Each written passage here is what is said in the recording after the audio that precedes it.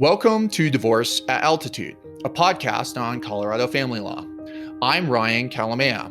Each week, along with my business partner and co host, Amy Goscha, or an expert, we discuss a particular topic related to divorce or co parenting in Colorado. In addition, we have created a short series of lessons that will take you through the legal process of divorce and answer your questions, from simple to complex. Divorce isn't easy. The end of a marriage, especially when children are involved, brings a great deal of loss and change. We hope these practical tips and insights will help you on your journey to a new and better life.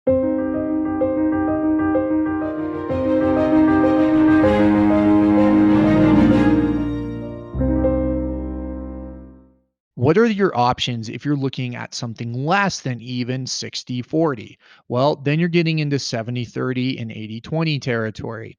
A 70-30 schedule might look like every weekend, but instead of a long extended weekend, one parent would have from Friday night until Sunday night. That allows the primary parent to have the children for the school days. Another schedule that would work under a 70-30 schedule would be a 5-2. So a parent might have every Tuesday night and Wednesday night. Another option under a 70-30 schedule would have one parent with 2 weeks of straight parenting time, and then they would go for a week to the other parent.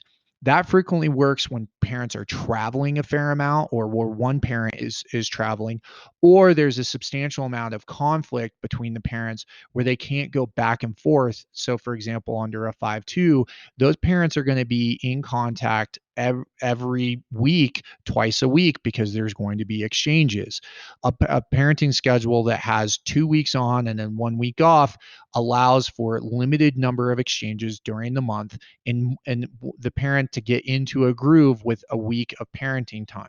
On the flip side, another option would be one parent has the children for 2 days and then they go to the other parent for one day. And that obviously results in a substantial amount of exchanges, but it is a disproportionate schedule that would be appropriate in the cases where they felt like they needed to be, where they didn't want to have the children away from one compared to the other.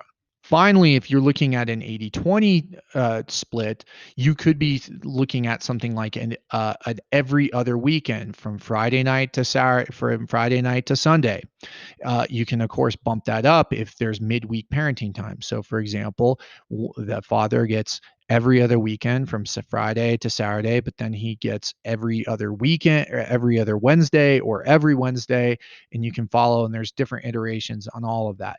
It depends on how far away or how long the parents want to go without the other parent seeing the other. Another option for that would look more like an 80-20 arrangement is alternating weekends. So every other weekend, one parent would have Friday and Saturday night.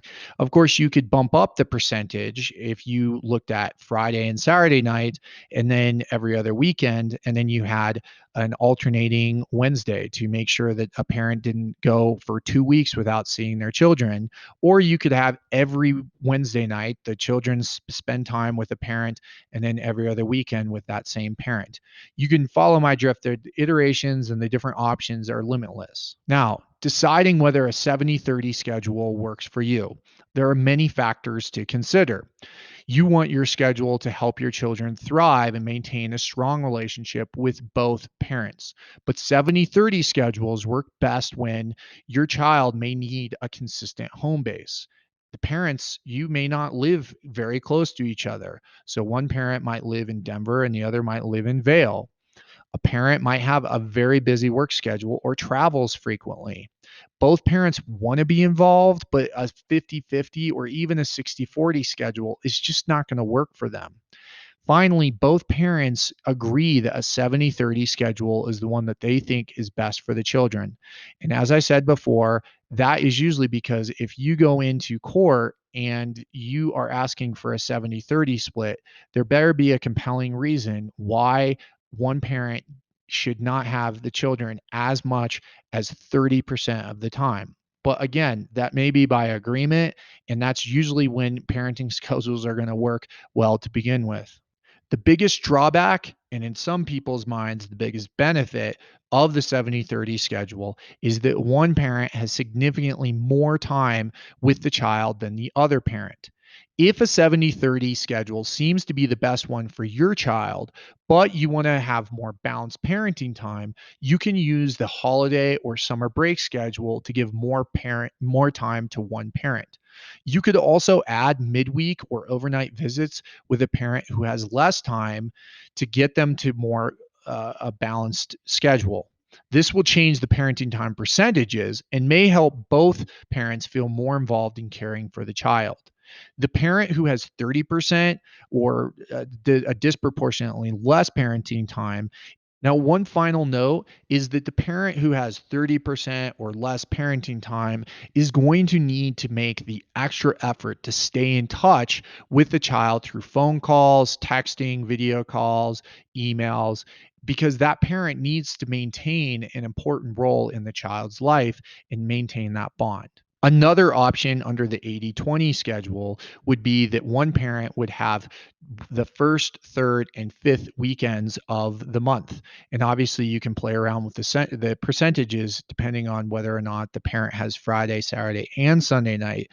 But in this schedule, you would have one parent, the primary parent, they would get one weekend out of five, which allows them some weekend parenting time, but not every single weekend. In addition to the first, third, and fifth weekends, you can also have the second, fourth, and fifth weekends.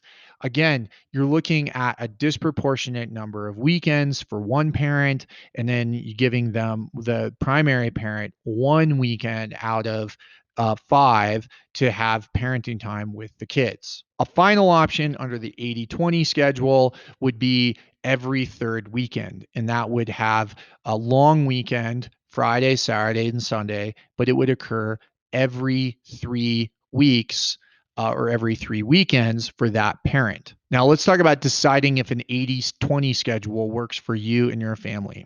Your schedule should support your children physically, emotionally, and mentally, while allowing him or her to keep a strong relationship with both parents. With that in mind, an 80/20 schedule works best when your child does better having one home base. Parents live far apart from each other because then you're not getting into these judgments about who's a better parent. Instead, you're dealing with the logisticals. Similarly, when one parent travels frequently for work or has an unusual work schedule, the 80/20 schedule might work in that situation. A schedule giving both parents even more time just isn't going to work for the children, and that's why you're going to an 80/20 schedule. Both parents agree on an 80/20 schedule because they think it's best for their children. If it doesn't, if you don't agree and one parent is forced into that by virtue of a court order, there's usually going to be conflict, but that's probably why the court ordered an 80/20 schedule to begin with. Those are just some of the issues that you address, but of course, the problem with most people having an 80/20 schedule is that one parent has significantly more time with the children than the other. But you can make it up with that with more disproportionate holiday and vacation time.